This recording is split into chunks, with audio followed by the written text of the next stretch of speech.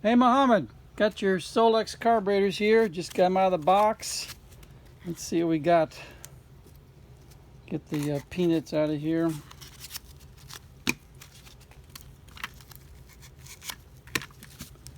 Alright, first thing I can see down here, we've got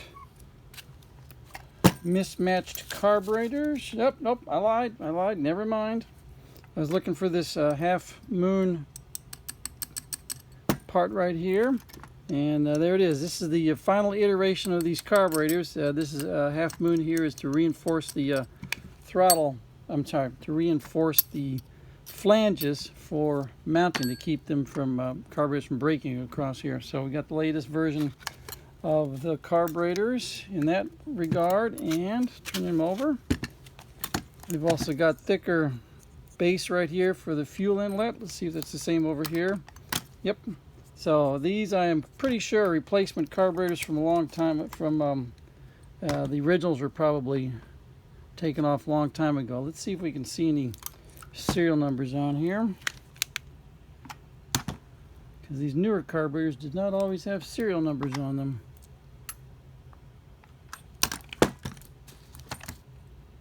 Nope, no serial number there. Up, here we go. There's a serial number there. Let's see if I missed it on this one here.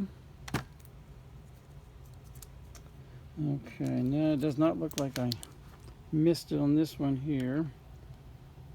And you go over to this carburetor, and it's a B013.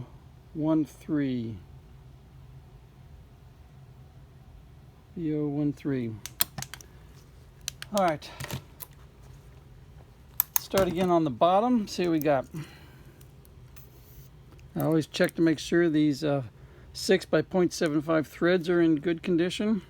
Now this, I think, got beat up in the shipping, but it's superficial, not an issue.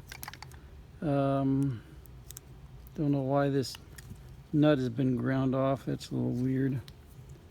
Let's see if there's anything we can see down here.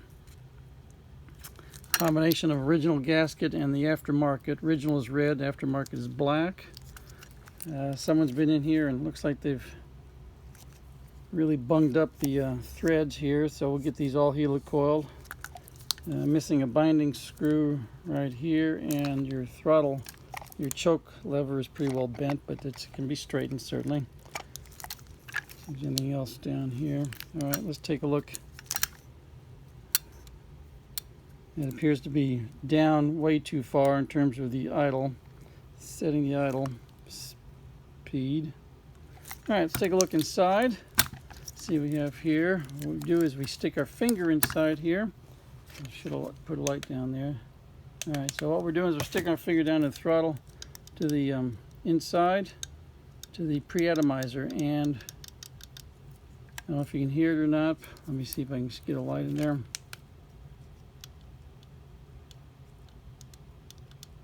It was loose.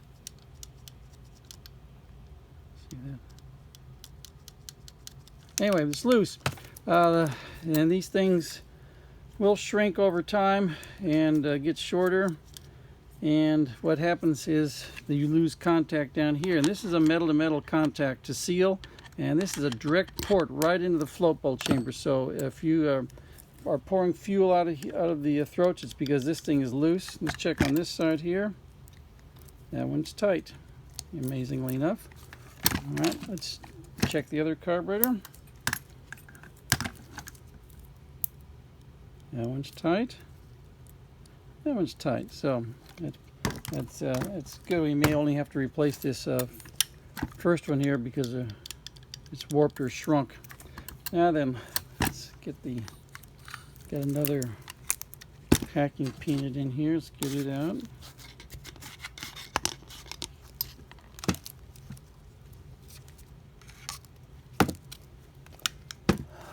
Let's check our, since this thing's got bent up, beat up pretty good in shipping, but we can straighten that out.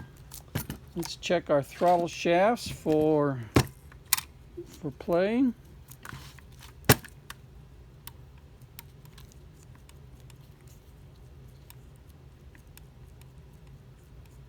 Yep, you can see You can see the movement. I'm holding the butterfly still here.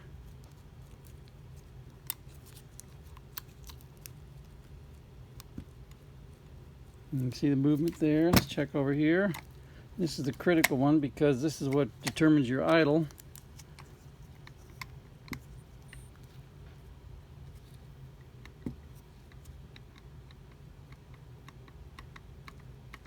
Maybe you can hear it.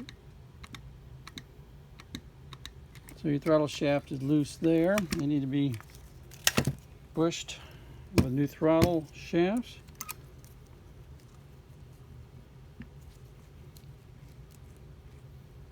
Same here. And this one here, for some reason, been really brutalized. I don't know why this was ground off or beaten up, but it was. Let's get this other packing peanut out of here. All right. Let's see how loose this is. This one's pretty good shape. Yep, there we go. Found the loose spot. Maybe you can see it moving. Anyway, got the wrong gaskets on here. You're not supposed to have paper gaskets. So we need all throttle shafts and obviously new butterflies. This one just beat all the heck. Now then, let's check to see how badly the bores are worn internally. Well, we can look here. First of all, we'll give it a visual inside here. You see that track right there? See that ring? That's where the throttle plate has been closing and has to seal against there. And that's a ridge that has to be removed. So we get that bored out and we get new throttle butterflies made. Same thing there. That one's even deeper. Sorry, I don't know where the camera is all the time. All right, that ridge is even deeper. And another way you can tell if we need new throttle shafts is how well they seal. How well they seal when we put a strong light behind there.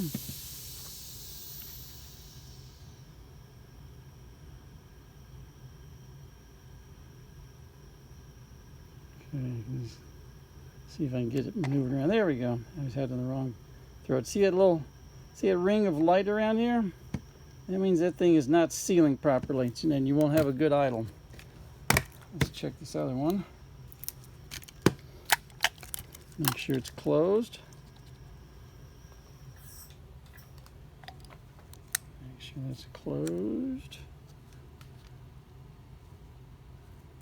Now you're going to see the light down at the bottom. Get this nice spot. See, it's not closing down there. See if there's any other spots. Yeah, you can see it all the way around there. It's a ring of light. Okay. All right. Standard rebuild. Well, also missing.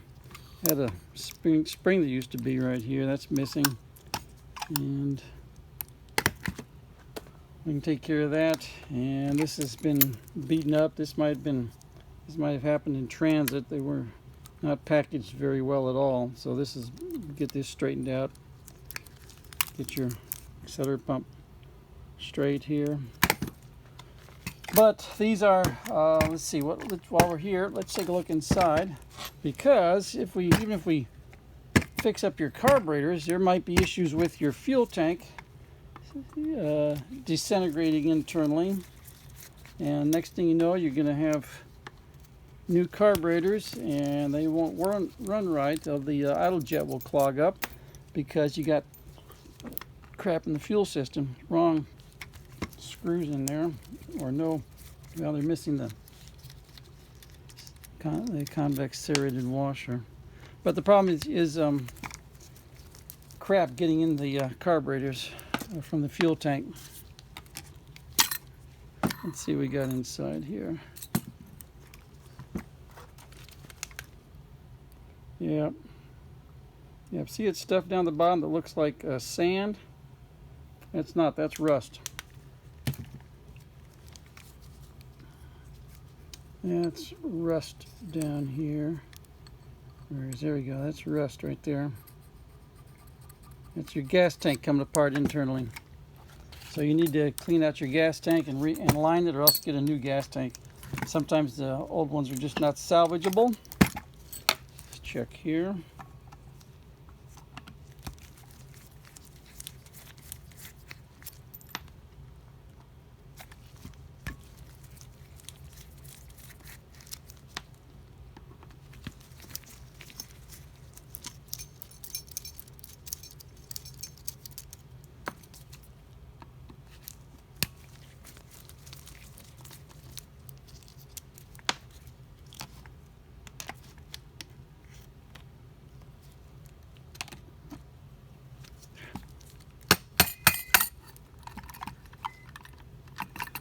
Gasket is supposed to come up with it. Okay. And again, we got more of the rust in here. It's got the skylight sun coming from the skylight. Okay, there we go. See all that stuff right there? That's rust. Those little rust particles are going to get in there, and what they're going to do is get in the idle jet, which is this one right here, the G55 idle jet. And this has a very, very minuscule orifice on the end of it, and all it takes is a teeny little bit of that grit from the fuel tank to plug up that orifice, and that is your idle. That's the idle jet. That's the only thing that this does, is it provides your idle circuit for the carburetors. And once you get off the idle circuit, then the other parts of the carburetor take over. So you need to get your gas tank cleaned out. Anyway, it looks like these would be a straightforward rebuild. Let's check to see if anybody's really brutalized your idle mixture screws. People have for some damn reason, people take these things and screw them down to where like you're assembling the Brooklyn Bridge, and you don't need to do that. All you need to do is you snug it down to where it just stops. You can darn near do it with your fingers, where it just stops. And that's it. There we go. Just stops. Just barely snug it down, and then you back it out 1.5 turns. Half, half, half. That's your baselines for starting, for idle adjustment and starting the carburetors. Now then, the problem is people cram these things down like they're building the Empire State Building, and ruins the tips of these things. Let's see if this one's been brutalized. Where is it? Can you see that?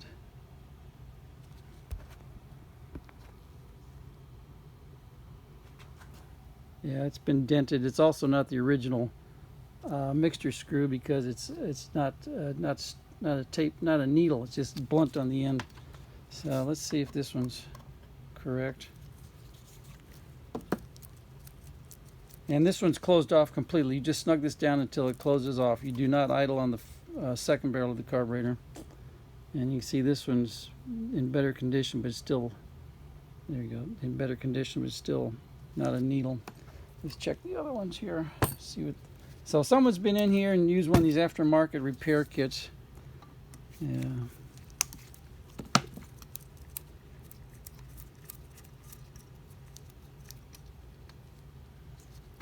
Same thing here. All right. And this part I don't understand. People punch these things as if it's going to help the gasket to hold on the base. It's not correct. Paper gaskets are not used.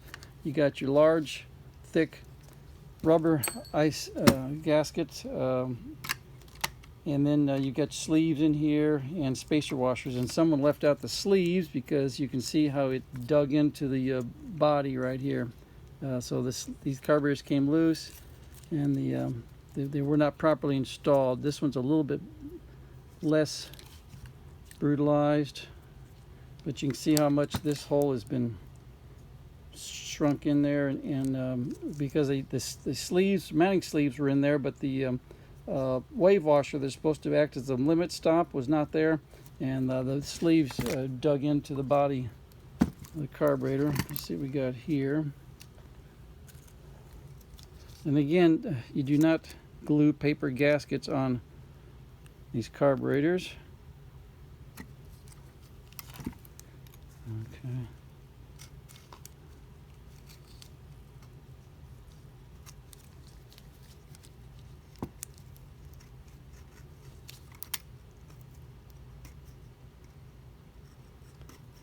This surface will get machined anyway, so I'm not hurting anything here.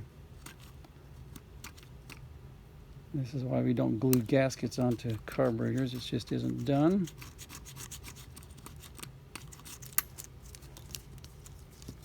And this hole is almost pristine, so that's the way it should look. It should be just a nice hole without any deformation.